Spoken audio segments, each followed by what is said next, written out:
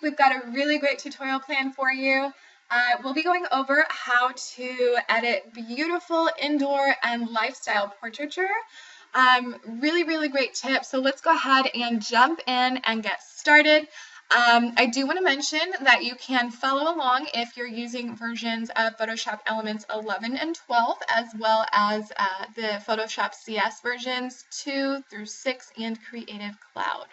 Okay, so we're just going to jump in here and get started. Today we're working with a photograph of my adorable little son. He is less than a year in this photograph, so it was just a few months ago actually. So let's jump in here. The first step that we want to do is duplicate our background layer. You never want to make changes to the background layer itself. Just in case you don't like the change that you had just made, it's a lot easier to take that layer and throw it in the trash and start over than it is to go back from changes that you've made to your original layer. So always keep your original layer original and don't make any changes to it. It just makes the process a whole lot simpler. So we're going to select layer and go down and select duplicate layer. You can change the title. I'm just going to leave that as is. Press OK. Now, if you know me or if you've seen me edit before, you do know that I love to bring attention to the subject. So that is going to be our first step today, is bringing attention to the subject and adding clarity and depth. So I'm going to click on Filter to do that. I'm going to go down and highlight Other and select High Pass. Now notice this brings kind of like a funky effect to your photograph. Don't worry, we'll change that later on. This does have a purpose. Okay, so I usually leave the radius pixels around 10%. Press OK. Now we're going to change our blending mode from normal to overlay. Okay, so there we go. Notice when I click on the eyeball that it goes from creamy to very, the photo is sharper and it has more clarity as well. So there's our before and after. You can see the difference, very slight and subtle difference, but you can see the difference that's bringing to my photograph. It is a little bit too much sharpening and clarity than I had wanted, so I'm just going to bring the opacity down to 0 and work my way up till I find that's affecting my photograph to where I want it to be, right around 60%. Okay, now to really bring that attention just to my subject and not the entire photograph, I want to paint or remove the effect from the rest of my photograph. Okay, so to do that, I have to add a layer mask. That as well is really simple. I'm going to go up to Layer, go down, I'm going to highlight Layer Mask. Now I can select either Reveal All or Hide All. If I select Reveal All, the photo will remain the same. The entire effect will be revealed through my layer mask. If I select Hide All, the entire effect that I just applied will be hidden, and I'll simply have to paint it back onto my subject, which is easier than painting it off of the background, if that makes sense.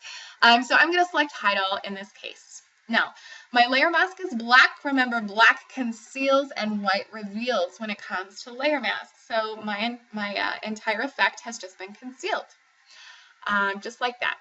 Okay, so to reveal it, I need white. I'm going to click on this little arrow to switch white as my foreground color. If you have different colors, just click on the 2 squares on the top left to reset your colors. I've got my paint bar selected, and the opacity I'm going to bring back up to 100%. And I'm just going to paint right over my subject here to reveal that clarity that I had just added. Now obviously you'll want to take a little bit more time than I am here. Just for time purposes, I'm going to breeze through this. I'm actually going to paint over the little toy we've got in front of him here as well. Okay, so notice here on the layer mask, there's little blobs of white. That's where I had just painted to reveal that effect. So it's looking pretty good here. Our next step is to add a little bit of haziness and soft color to the background.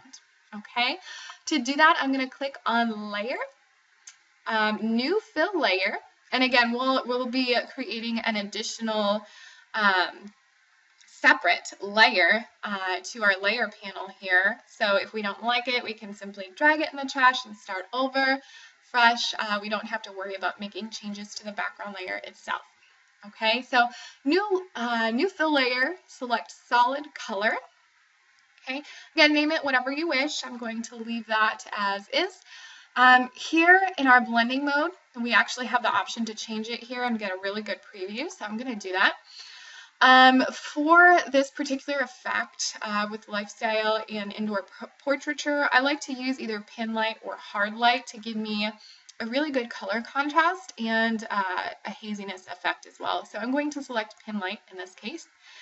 And now this is a really strong effect. I will be playing with the opacity later, but just for now, I'm going to bring the opacity down to 40% so I can kind of get a good picture of what this, what the color is going to look like on my photograph. Okay, so for this particular photo, I'm going to use peach, and I like to use a peachy tone a lot on indoor portraiture. So keep in mind, a little bit of color goes a really long way. You definitely don't want to select one of the deeper tones. Okay, so notice how that's affecting my photograph here. I actually really like this light peachy tone that I've got. I'm going to press OK. Now again, you have the ability to play with the opacity. I'm going to bring this down to 0. Again, just work my way up until I find that I really like how it's affecting my photograph. So I like it right around 30%. Okay, now again, I want to bring attention to my subject. Right now, he's all hazed over. I'm not sure what I first want to look at when looking at this photograph. So I want to take the haze off of my subject here. To do that, I've got my built-in layer mask selected, okay, and black conceals. So I'm going to click on my little arrow, make sure black is the foreground color. I've still got my brush selected. It looks kind of odd when you remove all of the effect from the photograph with this particular effect that we've added. So I'm going to take that down between 80 and 75%, okay, and I'm just going to paint over my subjects. Again, you can take a little bit more time than I am here. And you can just click over certain areas of face that you want to remove all of the effect from.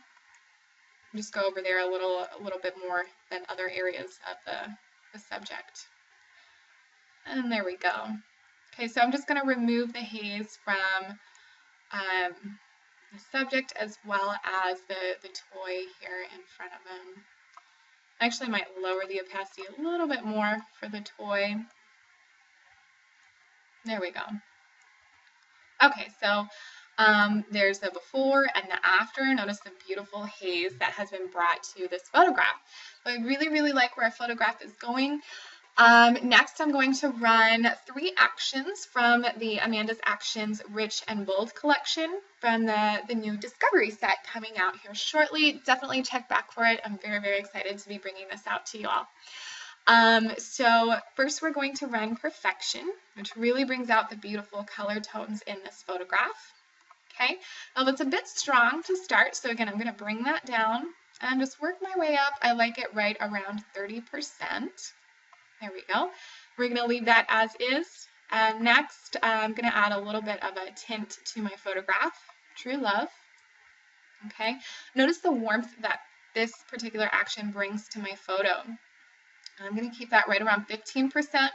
I think it's warming his skin tones just a little much. So my layer mask has already been selected and my brush is still selected. I've got black as my foreground color to conceal the effect on his skin. I want to take about 85% off of his skin tone. There we go. I'm just going to brush over his skin and remove that warmth that I just added from the skin tones. Again, it was just a little warm for me. Okay, and one last thing to finish off the photograph. Sometimes I really love a good vignette, especially on indoor photographs. So I'm going to run Bold Vignette, again from the Rich and Bold collection. Press play. Now a little bit strong right off the bat for this particular photo, so that's fine. I'm just going to reduce the opacity down to about 37%.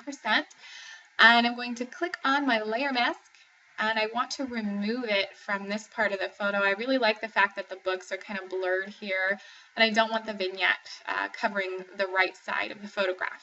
Okay, so I've still got my brush selected. I'm actually going to remove all of it. So I'm going to bring my opacity to 100%, largen my brush a bit.